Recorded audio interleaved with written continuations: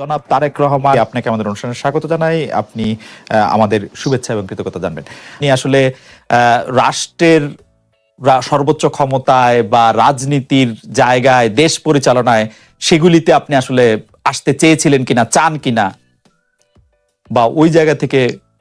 যদি চাইতাম খালেদ, যদি চাইতাম, তখন যখন মিলিটারি আমার বাসায় এসে বসে রইল সারা রাত আমাকে রাজি করানোর জন্য, আমি তো লুফে নিতাম। রাজি করানোর জন্য বসে থাকতে হবে কেন? আমি যদি ক্ষমতাই চাইতাম বলে আর চলেন চলেন, কি করতে, কি কোন জামাটা পড়তে হবে দেখিয়ে দেন, এখনই যাচ্ছি। আমি তো সেটা করিনি। তাদের সঙ্গে তর্ক করেছি, সারা রাত ধরে তর্ক করেছে যে না ভাই, আমাকে দিয়েন না, আমি এই কাজের উপযুক্ত না, আপনারা অন্য লক্ষ্য যান। তারা আমার উপরে মন ঠিক করে ফেলেছে, আমাকে নিতে হবে। আমি বারে বারে বলতেছি তাদেরকে, তো তারা নিরাশ হয়ে ফিরে গেল, বললো যে সকালবেলা আবার আসবো, সকালবেলায় আসলে তখন আপনি আমাদেরকে বলেন যে রাজি আছেন। আমি বললাম যে না, সকালবেলা আসলে একই কথা পাবেন, কারণ আমি তো এটা এমন কিছু না যে মনের মধ্যে সন্দেহ রেখে, দ্বন্দ্ব রেখে আপনাদেরকে বলছি, অত্যন্ত পরিষ্কার ভাবে আপনাদের কাছে বলছি। ঠিক আছে, তা না হলে তো আমি সঙ্গে সঙ্গে রাজি হয়ে যেতাম। কে ছাড়ে যাও আপনাকে? দেশের পুরো সরকারের প্রধান হবার জন্য আহ্বান জানাচ্ছে বাংলাদেশে এরকম কয়জন মানুষ আছে বলবো যে না, আমি এই দায়িত্ব গ্রহণ করব না? আমি তো করলাম সেটা। এখন আমার নামে বলা হচ্ছে 10 বছর চেয়ে। আমি বছর নিয়ে তো প্রশ্নই উঠে না। প্রশ্ন হচ্ছে আগামীকাল সকালবেলা আপনি শপথ গ্রহণ করবেন, এই কথা। আমি বলি যে না, করবো না। তারপরে এরপরে তো কয় বছর, কয় কাণ্ড। আমি 10 বছর দিয়ে কি করবোটা কি? আমি 10 বছর দিয়ে, আমি তো বলছি আমি এই কাজের জন্য নই। দেশে আমার দেশ পরিচালনা করা আমার দায়িত্ব না, আমার কাজ না। আমি জানি না এটা কিভাবে করতে হয়। আমি যেটা জানি সেটা করি। Make sense. আপনার মেয়ে মনিকা ইউনুস সম্প্রতি একটি সাক্ষাৎকার দিয়েছেন সিএনএন-এ। সেখানে আমি তাকে একটু যদি অনুবাদ করি তাহলে সেরকম পড়তে পারবো, যে আমি তাকে উদ্ধৃত করছি যে কোনো এক সময় প্রধানমন্ত্রী শেখ হাসিনা ও ডক্টর ইউনুস একসঙ্গে কাজ করেছেন। আমি আশা করি সেই সময়টা আবার ফিরে আসুক, শুধু গ্রামীণ কিংবা সংশ্লিষ্ট সব প্রতিষ্ঠানগুলোর ভালোর জন্যই নয়। যদি তারা আবারও একসঙ্গে কাজ করেন তাহলে সেটা চমৎকার হবে। এই মনিকা ইউনুসের এই আশা কি আপনারও মানে একই রকম আশা কিনা, যে প্রধানমন্ত্রী শেখ হাসিনা এবং ডক্টর ইউনুস একসঙ্গে কাজ করলে আরো কিছু চমৎকার কাজ হবে, বা এটা আপনি আশা করছেন এরকম কি? এটা কি এখন আমার জন্য করা যাচ্ছে না যে আমি নারাজ, যে করতে চাই না? তুমি ভাবখানা এমন করছো যে আমি আপত্তি করছি, আমি কাজ করতে চাই না। আমাকে যে বললাম চোর বদমাইশ করে রেখেছে, সেখানে কাজ করার তো কথাই উঠছে না। আমার নাম উঠলেই ওনার রাগ উঠে যায়। আমাকে সুদখোর না বললে ওনার মন তৃপ্ত হয় না। আমাকে চুবিয়ে না ডুবালে, পদ্মা নদীতে আমাকে চুবিয়ে না ডুবালে ওনার মনে শান্তি আসে না। ঠিক আছে, আমি কি করে বলবো? ওনাকে বলতে তো হবে, ওনাকে যদি কিছু বলতে হয়।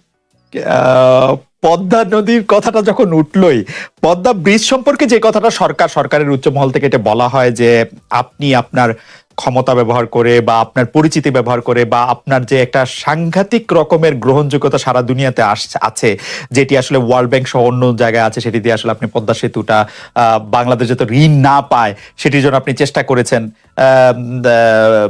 এই ব্যাপারটা নিয়ে কি আপনি একটু কিছু বলবেন, যে এটা আপনার বিরুদ্ধে একটা অভিযোগ? কি বলবো, এটা বলো, এটা হাস্যকর একটা কথা। মুখ থেকে বলে ফেললো চোর ডাকাতের মতো, এটাও আরেকটা বলে ফেললো, এটাই সত্য হয়ে গেল। আমরা যে বারে বারে বিবৃতি দিলাম তখন এটা প্রশ্নই ওঠে না। আমরা বাংলাদেশের নাগরিক হিসেবে আমরা গৌরবান্বিত যে এই পদ্মা সেতুর উপরে আমরা একটা সেতু বানাতে পারবো, এটার জন্য আমরা সবাই চাই। কাজে এটা তো বিরোধিতা করার তো প্রশ্নই ওঠে না। কেন বিরোধিতা করবো? দেশে যে একটা বড় রকমের ঘটনা ঘটতে যাচ্ছে, সেটা তো আমরা সবাই সমর্থন করেছি। তিনি বলেই চললেন। এখন একজনে বলতে থাকলে তো আমার করার কিছু তো নাই। উনি এত শক্তিধর যে এখানে আমার কথা তো কিছুই থাকে না। ওনার সরকারের যাবতীয় প্রচার যন্ত্র ওনার হাতে। আমার তো আমার গলার যত তীক্ষ্ণ। আপনি তো কথা বলেন না, বললে তো নিশ্চয়ই আপনার সাথে না। একটি প্রশ্ন আসছে যে পদ্মা সেতুর যখন উদ্বোধন করা হবে তখন কি আপনাকে নিমন্ত্রণ জানানো হয়েছিল? যে মানে রাষ্ট্রের পক্ষ থেকে এরকম বলা হয়েছিল যে আপনাকেও নিমন্ত্রণ জানানো হবে, বা আপনি মনে আছে কিনা? মনে পড়ে না এরকম করছে। আচ্ছা, গ্রামীণ ব্যাংকের আপনি যখন মানে গ্রামীণ টেলিকমটা আপনি প্রতিষ্ঠা করেন, সেই সময়ে গ্রামীণ টেলিকমের সাথে গ্রামীণ ব্যাংকের সম্পর্কের যে বিধিমালা, সেই বিধি কি আপনি যখন চলে এসেছেন গ্রামীণ ব্যাংক থেকে সেটি পরিবর্তন করা হয়েছিল? তো সেই পরিবর্তনটি মানে পরিবর্তনটির জায়গাটা যদি আমাদের একটু পরিষ্কার করতেন।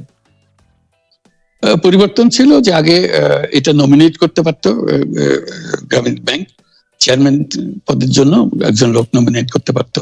আমরা যেহেতু গ্রামীণ ব্যাংক থেকে আমাদেরকে সরিয়ে দেওয়া হয়েছে, তখন আমরা মনে করলাম যে এটা রাখার আর দরকার নাই, গ্রামীণ টেলিকম থেকে সেই পদটা আমরা পরিষ্কার করে দিয়েছি, যখন এটা আর দরকার নাই।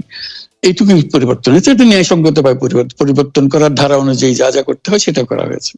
এতে তার ইচ্ছা বা তার কর্তব্য, তার করণীয় যে অবজেক্টিভস আছে, কোথাও পরিবর্তন হয় নাই।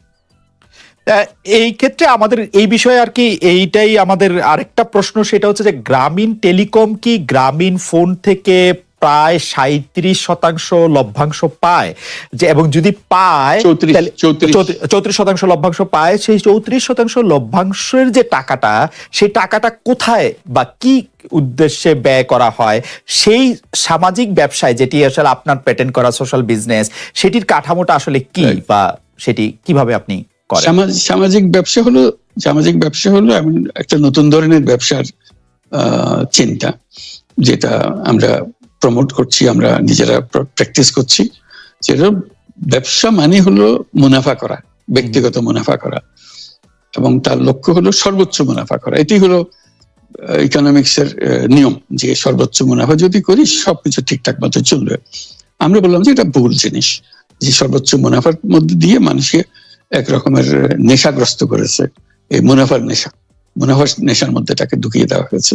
এই মানুষকে এই মুনাফার নেশাগ্রস্ত মানুষ হিসেবে এটা আমরা কল্পনা করতে পারি না। আমরা বলছি যে এটা মুনাফা সে করবে, সর্বোচ্চ মুনাফা করবে, কিন্তু অন্য ধরনের ব্যবসা আছে। ব্যবসা এখন শুধু এক প্রকারের ব্যবসা আছে, যে ব্যবসাতে শুধু মুনাফা সর্বোচ্চকরণ, এটাই হলো নির্দিষ্ট নিয়ম।